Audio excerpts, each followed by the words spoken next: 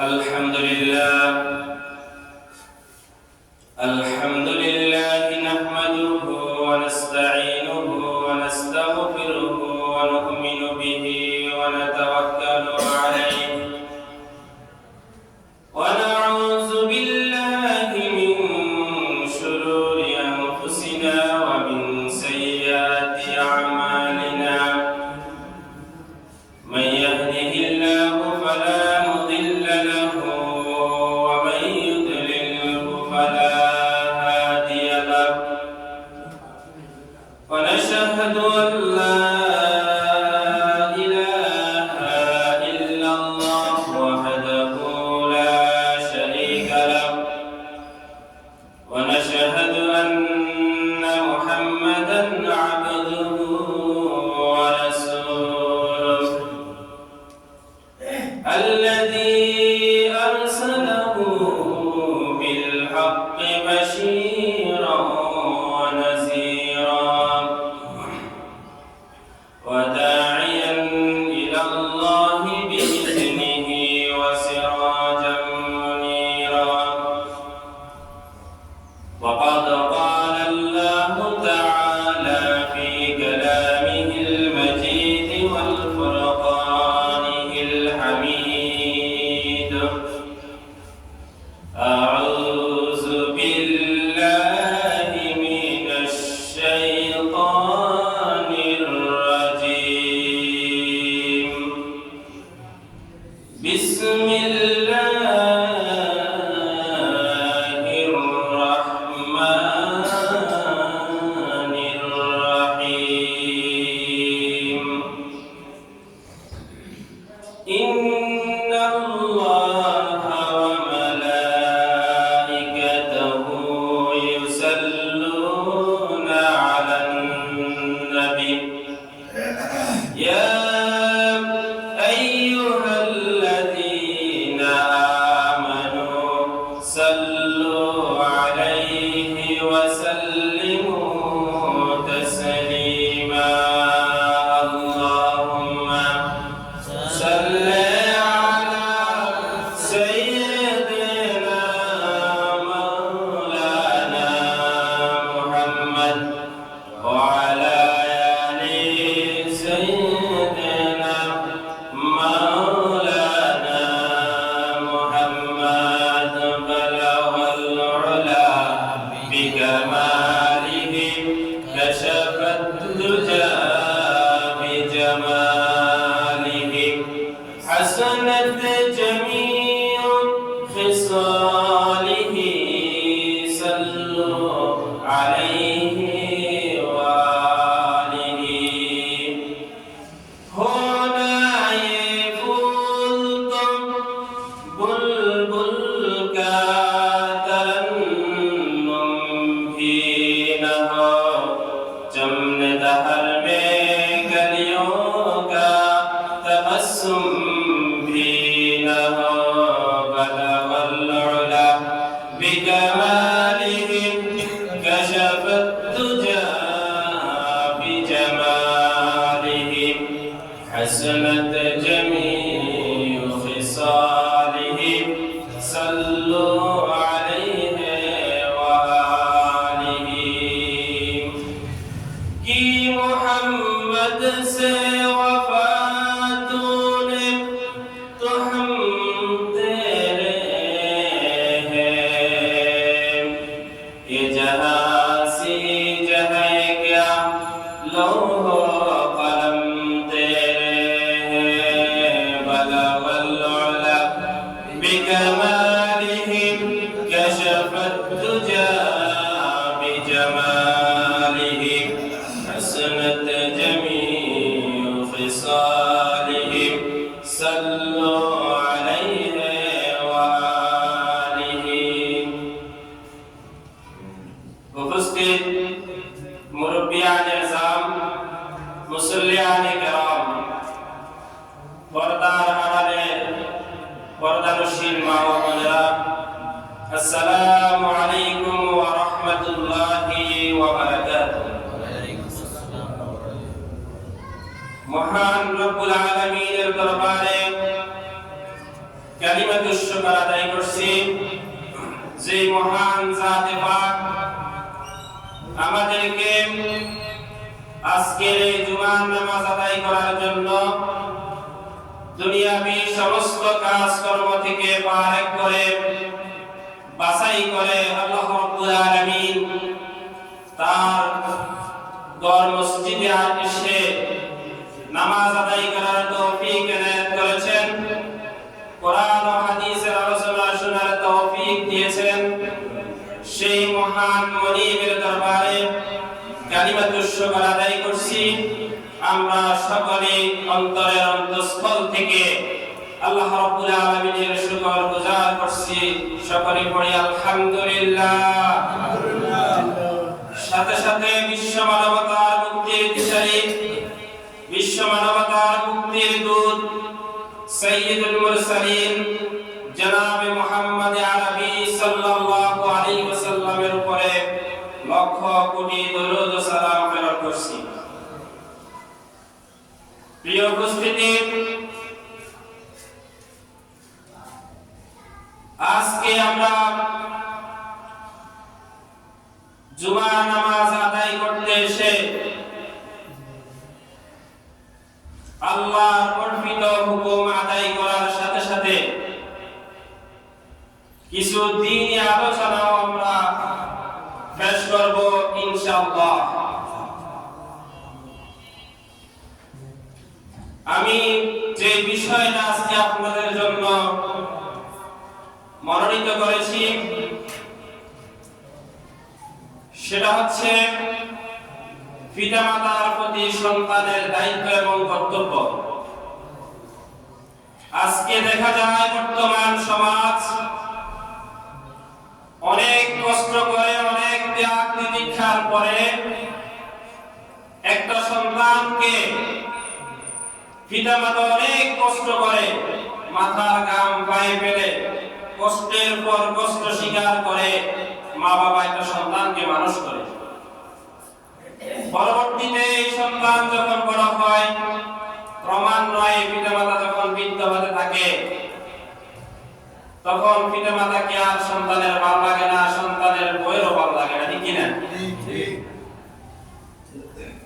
এই ব্যাপারে পিতামাতা অবাধ্য সন্তানের ব্যাপারে আল্লাহ রাব্বুল আলামিন কোরআন কারীমের মধ্যে কি বলেছেন,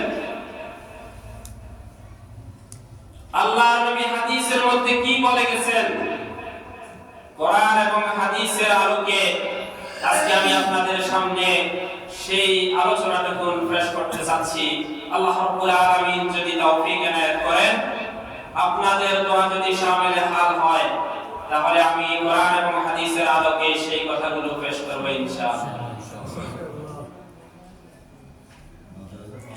আমরা এই পৃথিবীতে এসেছি এমনি আসি নাই। কোন একজন আমাদেরকে পৃথিবীতে প্রেরণ করেছেন। আমরা হযরত আদম আলাইহিস সালামের মতো পিতা এবং মা ছাড়া আসি নাই। হযরত ঈসা আলাইহিস সালামের মতো পিতা ছাড়া আসি নাই। আল্লাহ রাব্বুল আলামিন গোটা মানব জাতিকে আদম আলাইহিস সালামের পরে গোটা মানব জাতিকে, গোটা মানব মণ্ডলীকে পিতা এবং মাতার মাধ্যমে এই পৃথিবীতে প্রেরণ করেছেন। সেই হিসাবে আল্লাহ রাব্বুল আলামিন আমাদের খালেক। আল্লাহ রাব্বুল আলামিন আমাদের কি? খালেক, স্রষ্টা। তিনি আমাদের রিজিক দাতা, তিনি আমাদের পালনকর্তা। আল্লাহ রাব্বুল আলামিন যেমনি ভাবে সৃষ্টিকর্তা, পালনকর্তা, খালেক, তেমনি ভাবে দুনিয়া আসার পরে পিতামাতাও আমাদেরকে লালন পালন করে ছোট থেকে বড় করেছেন, ঠিক কি না? যদি পিতামাতা আমাদেরকে শৈশবে যদি ফেলে রাখতেন, আমরা আজকে দুনিয়ার মুখ দেখতে পেতাম না। আল্লাহর হামদ এবং নাত আদায় করতে পারতাম না। সেই হিসেবে পিতামাতা আমাদের লালন পালনের দিক থেকে আল্লাহ রাব্বুল আলামিন আমাদের খালেক হিসেবে, রিজিক দাতা হিসেবে, পালনকর্তা হিসেবে যেমন উপাসনার যোগ্য, তেমনি ভাবে মাতা পিতাও আমাদেরকে শৈশব থেকে ক্রমান্বয়ে লালন পালনের করার দিক থেকে মাতা পিতাও আমাদের সৎ ব্যবহার পাওয়া, আমাদের সুন্দর আচরণ পাওয়ার উপযুক্ত, ঠিক কিনা? আল্লাহ রাব্বুল আলামিন এই মানুষকে কেমনে সৃষ্টি করলেন? যত জায়গায় আল্লাহ রাব্বুল আলামিন তার ইবাদতের কথা বলেছেন, সাথে সাথে আল্লাহ রাব্বুল আলামিন পিতামাতার সাথে সৎ ব্যবহার কথাও বলেছেন। আমার ইবাদত করতে হবে আর পিতামাতার সাথে সৎ ব্যবহার করতে হবে, পিতামাতার নাফরমানি করা। আল্লাহ রাব্বুল আলামিন এই মানব মণ্ডলীকে কিভাবে সৃষ্টি করলেন সেই কথার ঘোষণা দিয়ে আল্লাহ রাব্বুল আলামিন কোরআন কারীমের মধ্যে বলেন,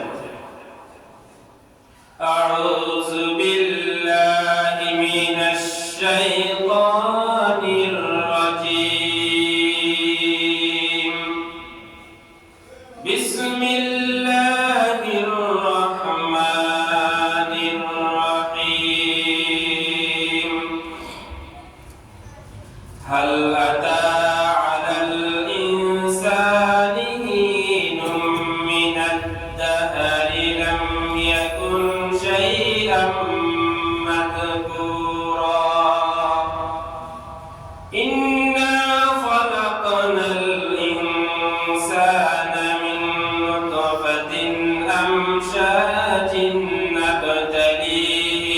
فجعلناه سميعا بصيرا। আল্লাহ রাব্বুল আলামিন বলেন, মানুষের জীবনে কি এমন কোন সময় এসেছিল না যেই সময়ে তারা উল্লেখযোগ্য কোন বিষয়বস্তুতে পরিগণিত ছিল না, তার নাম ছিল না, যশ ছিল না, খ্যাতি ছিল না, বংশ ছিল না, কিচ্ছু ছিল না, এমন একটি সময় কি মানুষের এসেছিল না?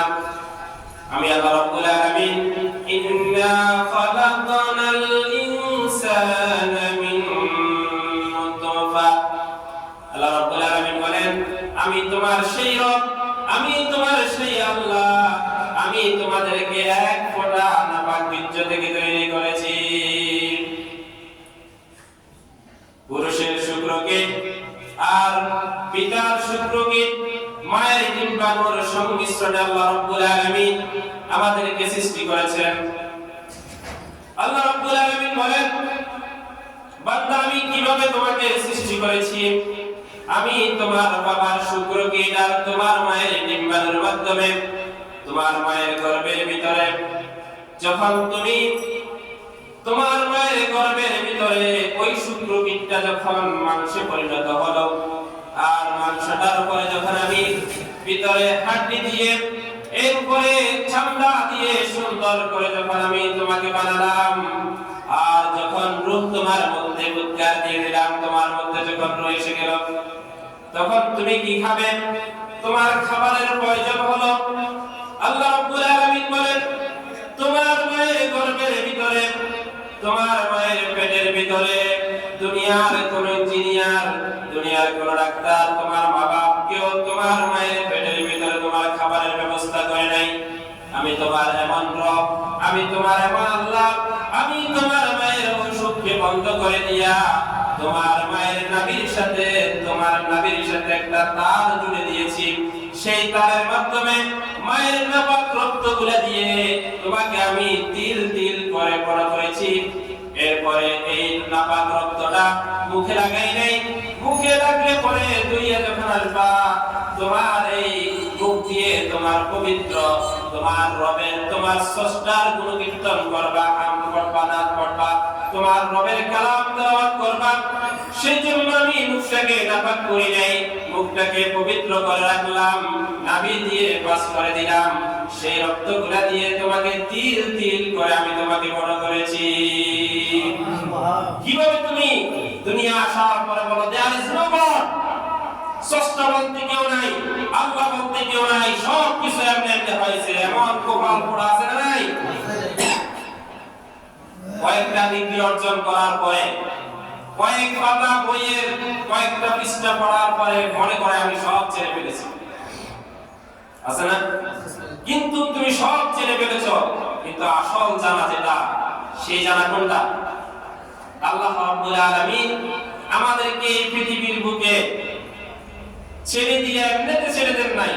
আমাদের গন্তব্যস্থল কোথায়, আমরা কি করব, এই পৃথিবীতে এসে আমরা কিভাবে চলবো, আমাদের অর্থনীতি কি হবে, আমাদের সমাজনীতি কি হবে, আমাদের রাষ্ট্রনীতি কি হবে, সব কিছু সংকলিত একটা কিতাব আমাদের কাছে প্রেরণ করেছেন কিনা? সেই কিতাবের নাম কি? আল কোরআন। আমরা কি সেই কোরআন পড়ি? পৃথিবীর বুকে এমন কোন কিতাব আছে যে কিতাব পড়লে প্রতি হরফে 10 নেকি হয়? আছে? এমন একটা কিতাব আল্লাহ রাব্বুল আলামিন আমাদের জন্য প্রেরণ করেছেন, যে কিতাবটা অর্থ না বুঝে পড়লেও 10 নেকি। অর্থ না বুঝে পড়লে কয় নেকি? 10 নেকি। আর অর্থ বুঝে পড়লে, আল্লাহ কি এই কোরআনে কারীম আমাদের কাছে কি অর্থ না বুঝে পড়ার জন্য, অর্থ না বুঝে তেলাওয়াত করার জন্য প্রেরণ করেছেন, না অর্থ বুঝে তাফসীর বুঝে পড়ার জন্য প্রেরণ করেছেন? যেই কোরআনের মধ্যে আল্লাহ রাব্বুল আলামিন বলেছেন তিবিয়ানান লিকুল্লি শাই, এই কোরআনের মধ্যে আমি সব কিছু খুলে খুলে বলে দিয়েছি। কোরআন যদি মানো, কোরআন যদি পড়ো, কোরআন অনুযায়ী যদি জীবন পরিচালনা করো, এই পৃথিবীতে তোমরা শাসন করতে পারবা, শাসিত হবে না। আজকে মুসলমানদের মাঝে কোরআন আছে? কোরআন যদি থাকতো, কোরআন যদি আমরা বুঝতাম, আমি যেই বিষয়বস্তুর উপর আলোচনা পেশ করতেছি সেই কথাগুলো বর্তমান ইয়ং জেনারেশন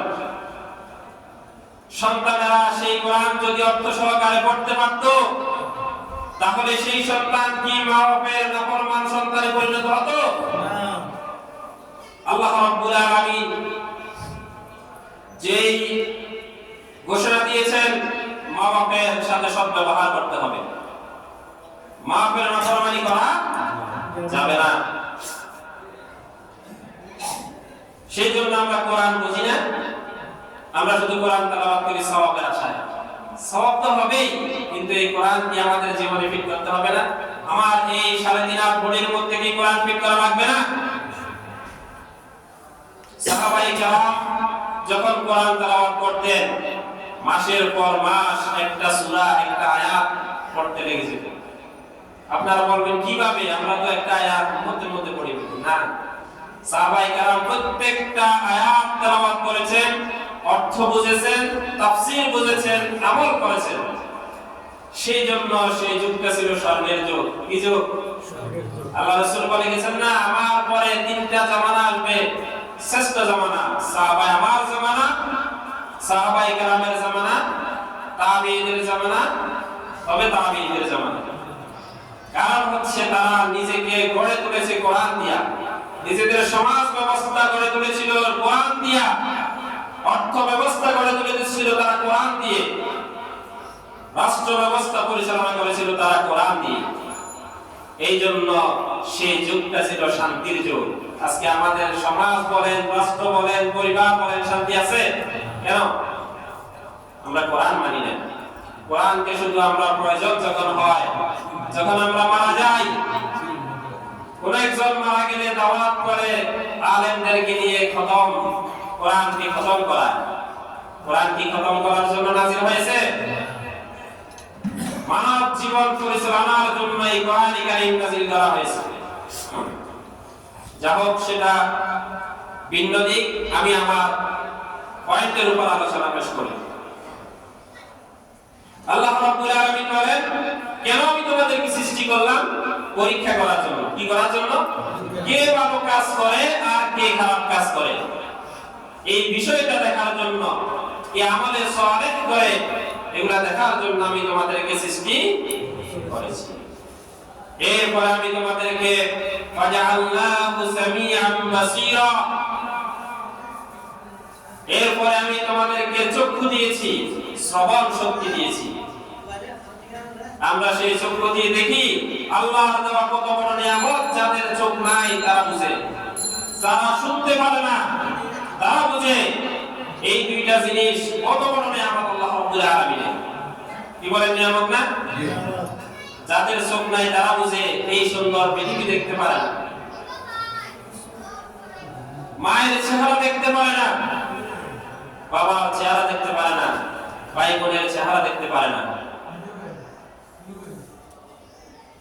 আল্লাহ রাব্বুল আলামিন বলেন, লাহুম কুলুবুন লা ইয়াফকাহুনা বিহা ওয়া লাহুম আ'য়ুনুন লা ইউবসিরুনা বিহা ওয়া লাহুম আযানুন লা ইয়াসমা'উনা বিহা উলাইকা কাল আন'আম বাল হুম আদাল উলাইকা হুমুল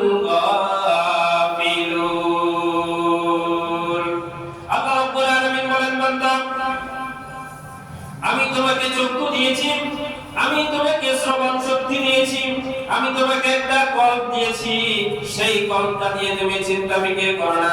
তোমাকে কে সৃষ্টি করলো? তোমার স্রষ্টাকে, তোমার রবকে। কে তোমাকে পৃথিবীর বুকে পাঠালো? সেই চিন্তাটা তুমি করো না। তোমাকে চক্ষু দিলাম, এই চক্ষু দিয়ে আমার এই সৃষ্টি জগৎ দেখে, আমার এই বিশাল কায়নাত দেখে তুমি আমার কথা তোমার কর্ণকুহরে পৌঁছায় না। তুমি একটু চিন্তা করো না, আমার কালাম 30 পারা কোরআনে কারীম আমি তোমাদের কাছে প্রেরণ করলাম আমার নবীর মাধ্যমে। সেই কোরআন তেলাওয়াত করে তুমি দেখো না। তোমাকে কান দিলাম, শ্রবণ শক্তি দিলাম, সেই শ্রবণ শক্তি দিয়া তুমি আমার কোরআনের তেলাওয়াত শোনো না। আমার কোরআনের মধ্যে আমি কি বলেছি ওলামায়ে কেরাম এত সতর্ক করতেছেন, আম্বিয়ায়ে কেরামের যুগে আম্বিয়ায়ে কেরামরা সতর্ক করেছেন। এরপরে ওয়ারাসাতুল আম্বিয়া হিসেবে ওলামায়ে কেরাম কোরআন থেকে তোমাদেরকে এত সতর্ক করেছেন, সেই কথাগুলো তোমরা শোনো না। আর যখন ওলামায়ে কেরাম তোমাদেরকে কোরআনের কথা বলে, হাদিসের কথা বলে, আমার কথা বলে, আমার ইবাদতের কথা বলে, আমার উপাসনার কথা বলে, তখন তোমরা তাদেরকে বলো মৌলবাদী। ঠিক কি না? কপাল পোড়া জাতি।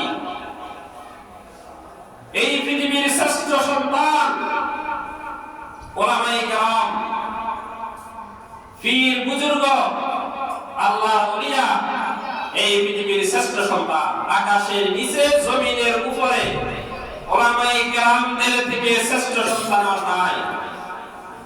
এই জন্য আল্লাহ রাসূল বলেছেন, হয় আলেম হও, না হয় তালিবুল ইলম হও, না হয় আলেমদের কথা শুনো, না হয় আলেমদের সাথে মহব্বত রাখো। পঞ্চম ব্যক্তি হয় না। পঞ্চম ব্যক্তি তো আমরা তো একটা না হয় একটার মধ্যে আছি। কেউ আলেম হচ্ছে আর কেউ বা তালিবুল ইলম হচ্ছে, কেউ বা আলেমদেরকে সম্মান করতেছে, করতেছে না? আমরা চার ক্যাটাগরির মধ্যে আছি তো, আলহামদুলিল্লাহ।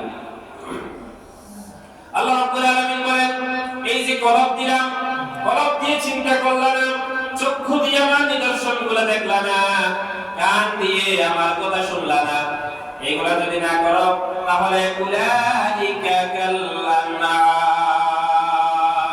এত কিছু দেওয়ার পরে যদি আমার উপাসনা না করো, আমার গুণকীর্তন না করো, তাহলে ওই মানুষগুলো হবে চতুষ্পদ জন্তুর সমতুল্য। আল্লাহ বলেন চতুষ্পদ জন্তু কেন হবে? কারণ চতুষ্পদ জন্তু তো আমার হুকুম মানে। চতুষ্পদ জন্তু কার হুকুম মানে? চতুষ্পদ জন্তু রয়্যাল বেঙ্গল টাইগার, হাতি, বাঘ, ভাল্লুক যারা আছে, সাপ, বিচ্ছু, কুমির যেগুলো আছে, মহাশূন্যে যে সমস্ত চতুষ্পদ জন্তুগুলো আছে, এইগুলা যদি আল্লাহর হুকুম না মানতো তাহলে আমরা এই মসজিদে এসেও বসার কোনো উপযুক্ততা থাকতো না। থাকতো? ওরা এসে দখল করতো না? আমরা কি পারতাম বাঘের সাথে, সিংহের সাথে পারতাম? ওরা হুকুম মানে কার? আল্লাহ রাব্বুল আলামিন বলেন, এই পৃথিবীতে যা আছে, মহাশূন্যে যা আছে, অন্তরিক্ষে যা আছে, সমুদ্রের তলে যা আছে, সব কিছু আমার গুণকীর্তন করে। কিন্তু তোমরা তারা যে তাসবিহ পড়ে, সেই তাসবিহের ভাষা তোমরা বুঝো না। কিন্তু বান্দা আমি তোমাদেরকে আমার ইবাদতের জন্য সৃষ্টি করেছি। ওয়া মা খালাকাতুল জিন্না ওয়াল ইনসা ইল্লা লিয়াবুদুন। বান্দারে আমি একমাত্র শুধুমাত্র আমার ইবাদতের জন্য আমি তোমাদেরকে সৃষ্টি করেছি। আমার ইবাদত যদি না করো, আমার ইবাদত যদি না করো, আমার থেকে যদি গাফিল হয়ে থাকো, তাহলে চতুষ্পদ জন্তু কেন বালহুম আদাল, চতুষ্পদ জন্তু থেকে নিকৃষ্ট। কারণ চতুষ্পদ জন্তু আমার হুকুম মানে, আর তোমাদেরকে চতুষ্পদ জন্তু অন্যান্য সৃষ্টিকে আল্লাহর হুকুম পালন করার জন্য সৃষ্টি করা হয় নাই। সব কিছুকে সৃষ্টি করা হয়েছে মানুষের খেদমত করার জন্য, ঠিক কিনা?